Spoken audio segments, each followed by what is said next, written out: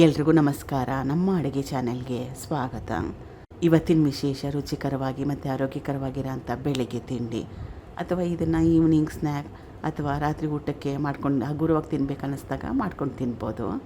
ಇದು ತೆಳು ಅವಲಕ್ಕಿ, ಪೇಪರ್ ಅವಲಕ್ಕಿ. ಸುಮಾರು ಒಂದು 100-150 ಗ್ರಾಮ್ಸ್ ಅಷ್ಟಿದೆ.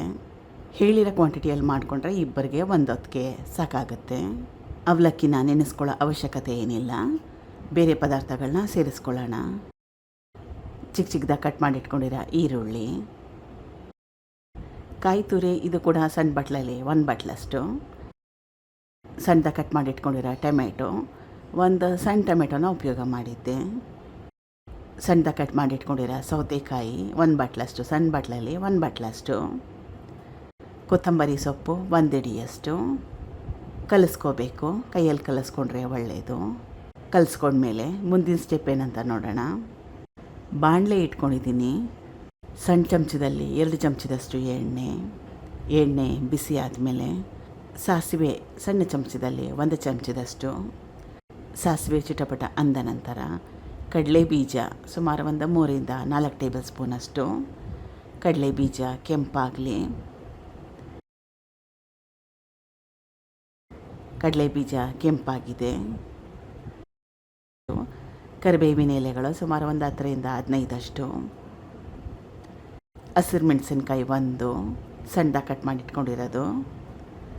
ಬ್ಯಾಡಗಿ ಅಚ್ಕಾರದ ಪುಡಿ 1 ಟೇಬಲ್ ಸ್ಪೂನಷ್ಟು. ಸಣ್ಣ ಚಮಚದಲ್ಲಿ 1/4 ಚಮಚದಷ್ಟು ಅರಿಶಿನ. ಗ್ಯಾಸ್ ಸ್ಟವ್ನ ಆಫ್ ಮಾಡ್ಕೊಂಬಿಡ್ಬೇಕು. ಅಚ್ಕಾರದ ಪುಡಿ ಹಾಕ್ಕೊಂಡಿದ್ದ ತಕ್ಷಣ. ಅಚ್ಕಾರದ ಪುಡಿ ಏನಾದರೂ ಸೀದೋದ್ರೆ ಟೇಸ್ಟ್ ಕೆಟ್ಟೋಗುತ್ತೆ. ಇದು ಅವಲಕ್ಕಿ ಬೇರೆ ಪದಾರ್ಥಗಳನ್ನ ಮಿಕ್ಸ್ ಮಾಡಿಟ್ಟಿದ್ನಲ್ಲ, ಅದಕ್ಕೆ ಸೇರಿಸ್ಕೊತಾ ಇದ್ದೀನಿ. ರುಚಿಗೆ ತಕ್ಕಷ್ಟು ಉಪ್ಪು, ಸ್ವಲ್ಪ ಸಕ್ಕರೆ. ಈ ಬಟ್ಲು ತುಂಬಾ ಜಾಸ್ತಿ ಚಿಕ್ಕದಾಗಿದೆ, ಅದಕ್ಕೋಸ್ಕರ ದೊಡ್ಡದಾಗಿರೋ ಬಟ್ಲಿಗೆ ಸೇರಿಸ್ಕೊತಾ ಇದ್ದೀನಿ.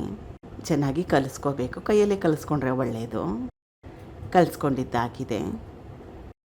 ಕೊನೆಯಲ್ಲಿ ಸ್ವಲ್ಪ ಲಿಂಬೆ ರಸನ ಕೊನೆಯಲ್ಲಿ ಹಾಕಿ. ತುಂಬಾ ಟೇಸ್ಟಿಯಾಗಿ ರುಚಿಕರವಾಗಿರುತ್ತೆ. ಟೇಸ್ಟ್ ಮಾಡಿದ್ಮೇಲೆ ವಾಯ್ಸ್ ಓವರ್ನ ಕೊಟ್ಟಿದ್ದೀನಿ. ಮೊದಲೇ ಹೇಳ್ದಂಗೆ ಬೆಳಗ್ಗೆ ತಿಂಡಿ, ರಾತ್ರಿ ಊಟ, ಈವ್ನಿಂಗ್ ಸ್ನ್ಯಾಕ್ಸ್ ನಿಮ್ಗೆ ಯಾವಾಗ ಇಷ್ಟ ಆವಾಗ ಮಾಡ್ಕೊಂಡು ತಿನ್ಬೋದು. ಟ್ರೈ ಮಾಡಿ ನೋಡಿ, ಸ್ವಲ್ಪ ಡಿಫ್ರೆಂಟಾಗಿ ಕೂಡ ಇರುತ್ತೆ. Thank you for watching. ಧನ್ಯವಾದಗಳು.